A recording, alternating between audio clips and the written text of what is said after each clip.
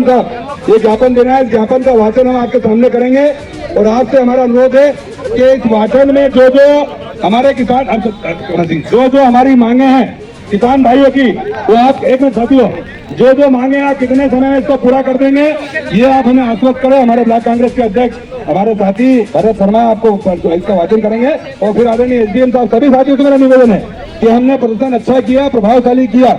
अब जो किसान भाई घर बैठा है, वो जो आपको उम्मीद करता है, उसकी जो जो समस्या है वो समस्या हम एसडीएम साहब के सामने रखेंगे। और एसडीएम साहब आपसे अनुरोध है कि तत्काल आप कलेक्टर और मध्य प्रदेश शासन को भेजें और इसमें उचित कार्रवाई हो और हमारे किसान भाइयों का निराकरण हो, ये हम आपसे मांग करते हैं। आदरणीय भरत शर्मा जी वाचन करेंगे।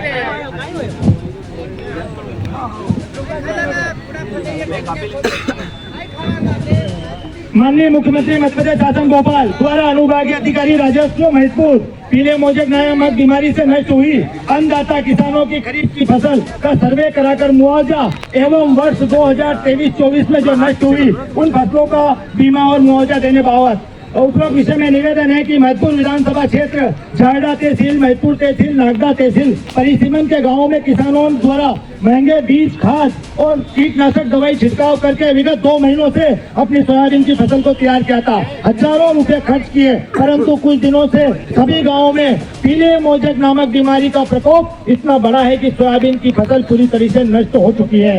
निम्नलिखित बिंदुओं को ध्यान में रखते हुए हमारी मांगों को तत्काल आप निराकरण करें।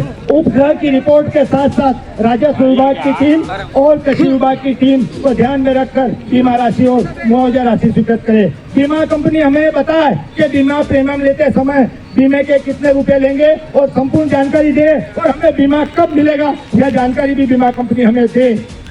बीमा कंपनी द्वारा टोल फ्री नंबर समय पर चालू किया जाए एवं इसका प्रचार प्रसार प्रत्येक गांव में और सभी किसानों से किया जाए।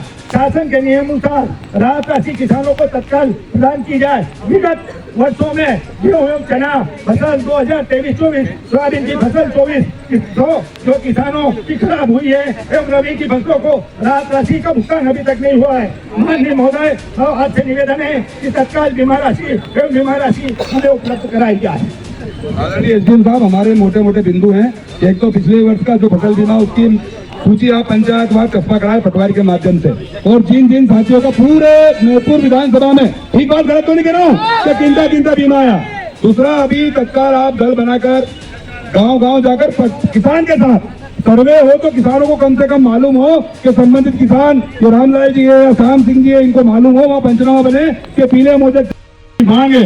और एक और, ये सब मांगे कितने दिन हो जाएगी? आदरणीय दिनेश जी कुछ कहना चाहते, 1 मिनट अपनी बात रखें।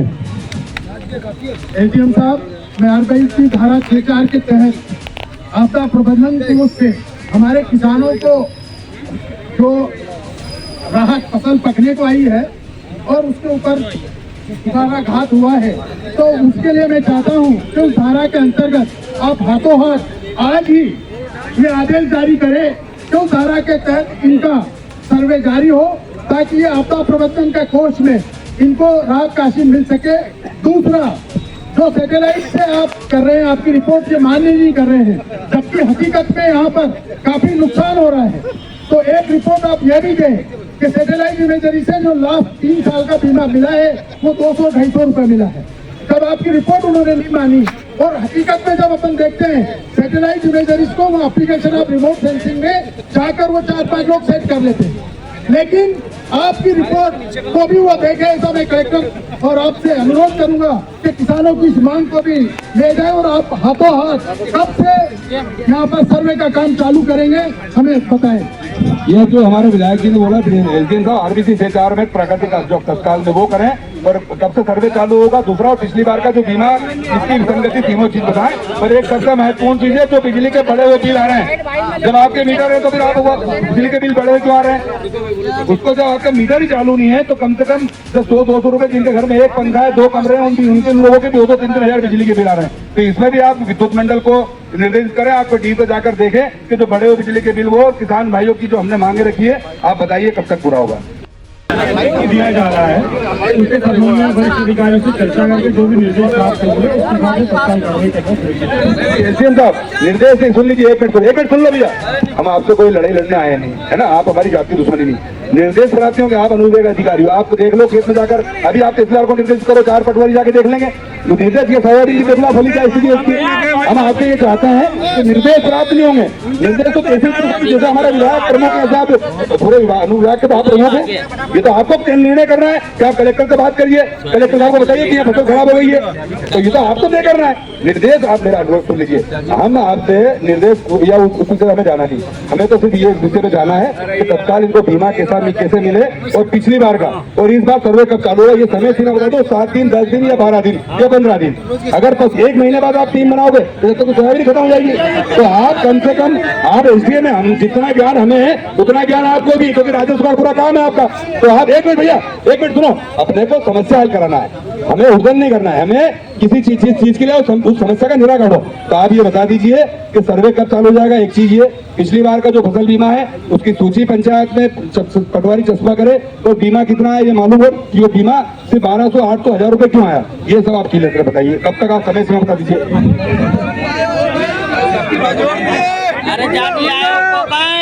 मैं संबंधित से जानकारी लेकर के शीघ्र सर जानकारी कब तक होगा? सर्वे के लिए मैं आगे कलेक्टर लेकर चर्चा करके और वस्तुस्थिति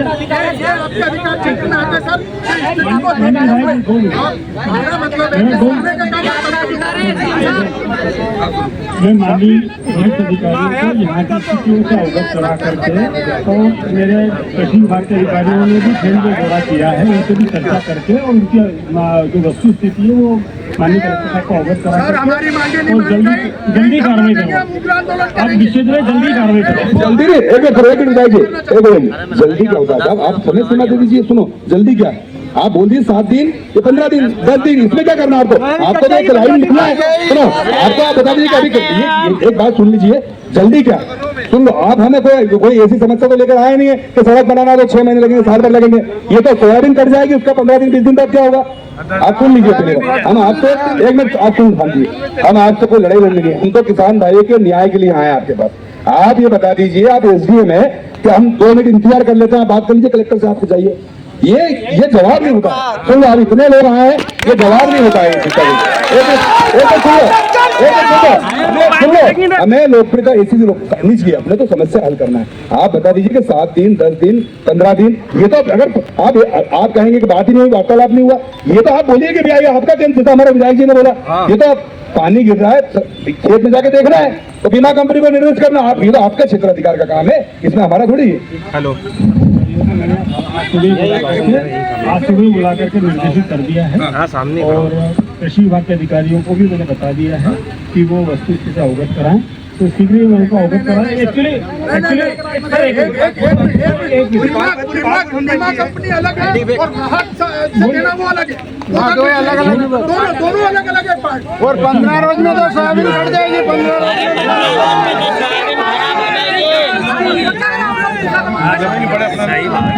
2 लाइन बोलना है एसडीएम साहब, 1 मिनट रुको भैया 1 मिनट, अरे आपको 2 लाइन में बोलना है एसडीएम साहब तहसीलदार साहब कि आरबीसी 6-4 प्राकृतिक आपदा, एक चीज ये, दूसरा फसल कंपनी बीमा कंपनी जो इनकी प्रीमियम घटी है, इसमें तो भीख मांगने आए नहीं है लोग आपसे, ये तो अपना अधिकार इनका अधिकार है। आप फिर तो बीमा आप बोलिए ना कि बीमा सर्वे होगा आरबीसी 6-4 में। 1 मिनट, आरबीसी 6-4 में जो विधायक जी कह रहे हैं वो सर्वे करा देंगे, जहाँ जहाँ नुकसान हुआ जो भी सरकारी मापदंड के साथ उसको मुआवजा मिलेगा। ये बात बोल दीजिए, बात ही खत्म हो गई। तो आप बताएंगे, आप बताएंगे क्या?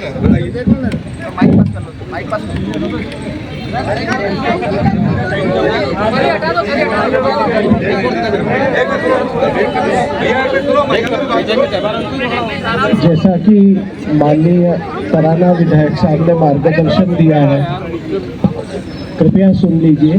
जैसा माननीय तराना विधायक जी ने मार्गदर्शन दिया है, हमेशा ही हम लोग उनका और माननीय दिनेश जैन बोस साहब के मार्गदर्शन में करते हैं, आगे भी इसी प्रकार का करेंगे। पीला मुझे इसकी शिकायत हम लोगों के पास आई है। मैं महिदपुर का तहसीलदार हूँ। आदरणीय एसडीएम साहब ने निर्देश दे दिए हैं, कृषि विभाग की राजस्व विभाग की दोनों टीमें साथ में घूम रही है। मोटा मोटा मैं आपको बताऊं, लगभग 15 दिन में हम एक निष्कर्ष पर पहुंच जाएंगे कि क्या करना है। साथ में एक चीज और बताना चाहूँगा, प्राकृतिक आपदा की जो स्थिति है, सबसे पहले आप लोग टोल फ्री नंबर 14447 पर जितना अधिकतम